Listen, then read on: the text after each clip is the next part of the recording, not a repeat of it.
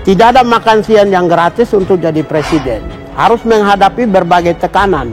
Salah satu tekanannya adalah yang diberikan oleh Natalius Pigai yang umur 12 tahun sudah di Jogja dan Semarang.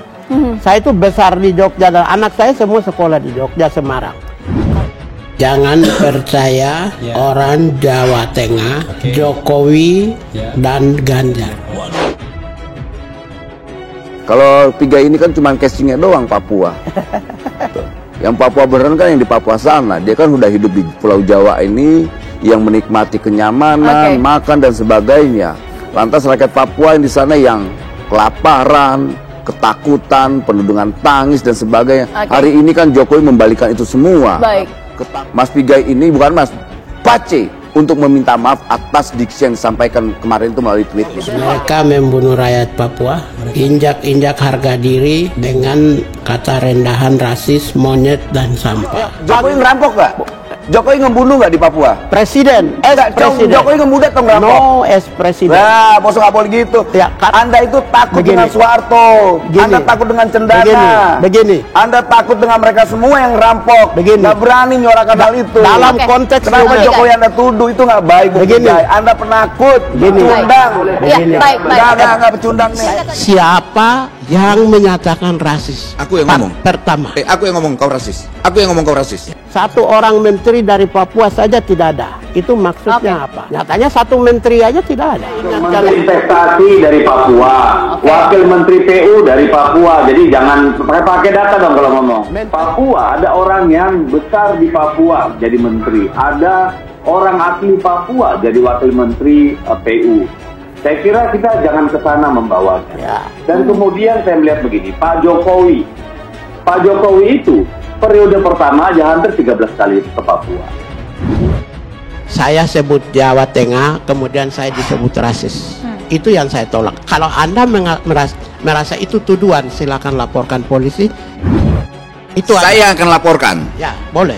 Kau Pace, saya akan melaporkan kau. Ingat itu Pace. Siapa yang menyatakan rasis? Aku yang ngomong. Pertama. Aku yang ngomong kau rasis. Aku yang ngomong kau rasis. Kau tidak konsisten terhadap pernyataanmu. Jadi kegaduhan. Kau bilang kritik. Apa yang kau bilang kritik dari Jokowi? Apa yang kau kritik dari Ganjar ketika kau menyampaikan merampok dan membunuh? Ya, kan di mana kritiknya? Enggak, di mana kau tunjuk kritiknya? Operasi militer.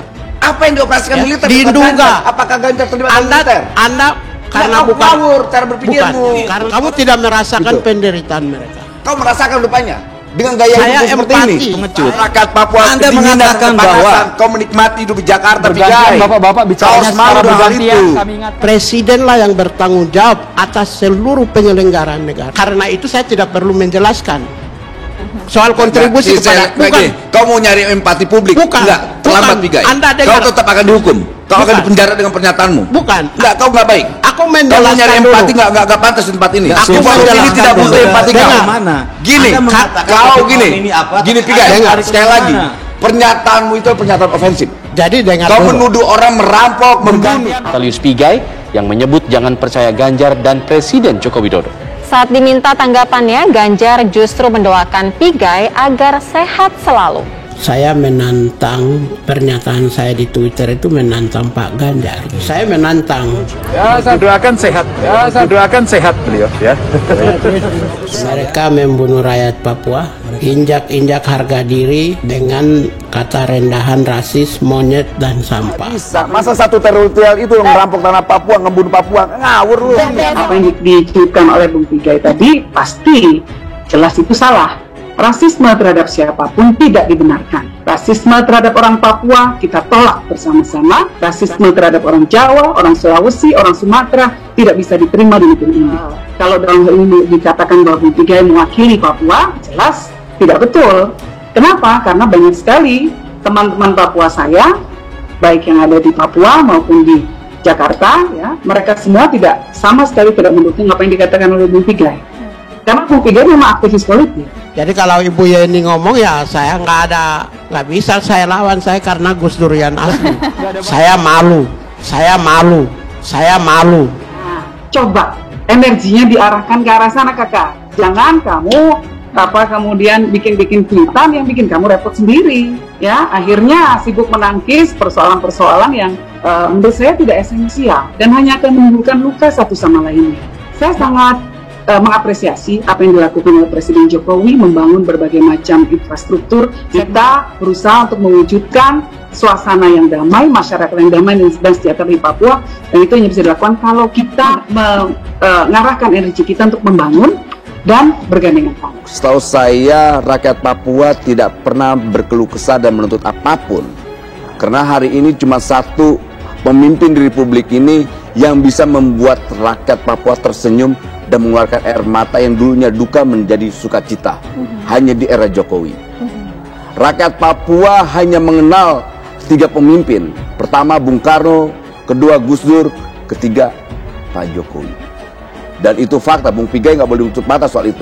Kemarin beliau sudah mengklarifikasi bahwa Pak Jokowi, Mas Ganjar adalah magnet politik hari ini. Ya politiknya, gitu, magnet politik. Indonesia. Tapi magnet Indonesia ya. Magnet masa depan bangsa ini juga ada 2 orang ini, bos. Hari ini faktanya. Kau nggak boleh membantah itu. Pak Jokowi kedua, hari ini optimisme yang selama ini tidak ada di Papua hari ini hadir di situ.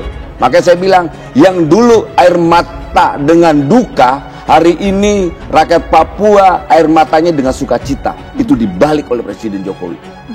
Nah, Bung Pigai hari ini hanya membuat eskalasi, membuat ciptakan konflik-konflik baru, tapi ternyata ditolak. Narasinya diciptakan Bung Pigai ini ditolak. Tidak diterima oleh rakyat Jawa Tengah, ditolak juga oleh rakyat Papua. Dengan faktanya apa? Mas Ganjar diterima di sana. Dengan begitu gembiranya mereka. Begitu juga Jokowi, dengan sukacita rakyat Papua menerima Jokowi. Presiden hari ini yang tidak punya batas dengan rakyatnya, cuma Jokowi.